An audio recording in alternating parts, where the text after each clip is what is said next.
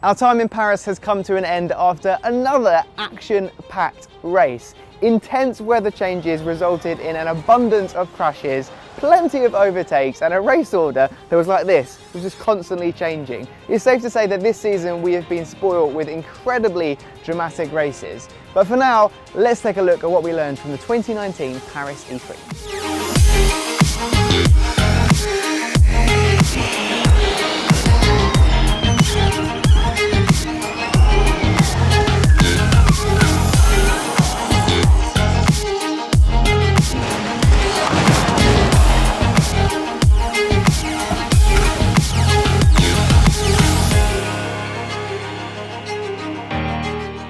I can't believe I'm getting to say this again, but the streak is far from over. An 8th different winner in 8 races and another nationality to take the top spot of the podium as Dutchman Robin Frijns took victory here after an impressive drive and what he called the hardest race of his career. Most difficult race I've ever done. I had a good position to start from, P3, and Oliver did a mistake in the second lap, I guess it was. Then I had a good fight with Seb. Fortunately, he had a puncture, which I couldn't really do anything about because he went to attack mode and didn't expect it. Then you are leading the race, and the last thing you want is a rain shower, and everything changes again. And then Andre was behind me, he came in quite quick. So knowing that if you do one mistake, you're done. So the pressure was on the whole race, and it was a relief to see the finish line.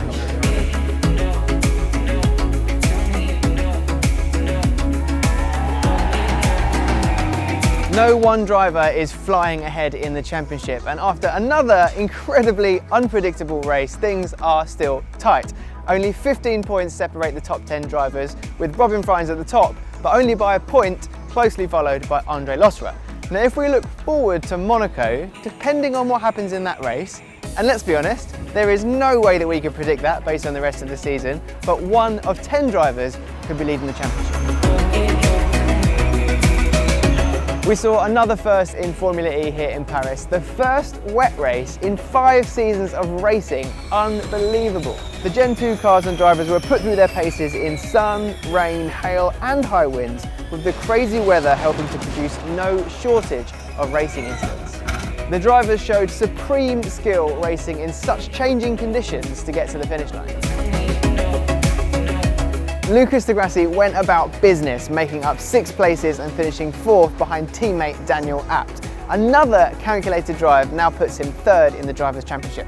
He's shown us on more than one occasion this season that his experience and meticulous planning is paying off, and it looks like he might be making a push for his 2nd Formula E Championship. Let's not forget that both, historically speaking, Audi and Lucas de Grassi tend to be better in the second half of the season. This championship is about consistency. Of course, everybody's trying to win the race, but the difficulty is to be consistent all the time, to be up there with different conditions, rain, hail, basically everything that could have been thrown at us this weekend it was. So coming out P3 in the championship, and I've done 12 points is great. I'm very happy. Of course, could have been better, but I think we have still another 5 rounds to fight back, and we are in a strong position. The 2 Nissan Edam drivers locked out the front row of the grid, but after a shocking string of incidents, neither managed to score points during the race, finishing 12th and 15th. That's now the 3rd time that they've showed immense pace, but haven't managed to convert it during the race. Finally, Jean-Eric Vergne wasn't able to replicate his win here from last season in front of a home crowd. Despite starting 14th on the grid though, he managed to take 8 places and finish in 6th. Not the win he would have wanted, but some crucial point scoring, which means he now sits 6th in the championship and is still very much in the hunt for the title. Obviously, I would have loved to have a podium in front of my home crowd, but that's how it is. You cannot go perfect all the time. So yeah, started very far back. It was very important to finish the race and score some points. We need those points, especially in this year's championship. It's so tight. It's important, to be there until the last race in New York. So that's what we were able to do today, and it was extremely difficult conditions. So I'm very happy with my race. I could not have done any better. So I will take those points happily and move on to the next one. So that's what we're taking away from the race, but what do you think? What was your favourite moment in this crazy race? Can Nissan convert their impressive pace into a race win? And who will be leading the championship after the next race? Let us know in the comments. But until then, we'll see you in Monaco.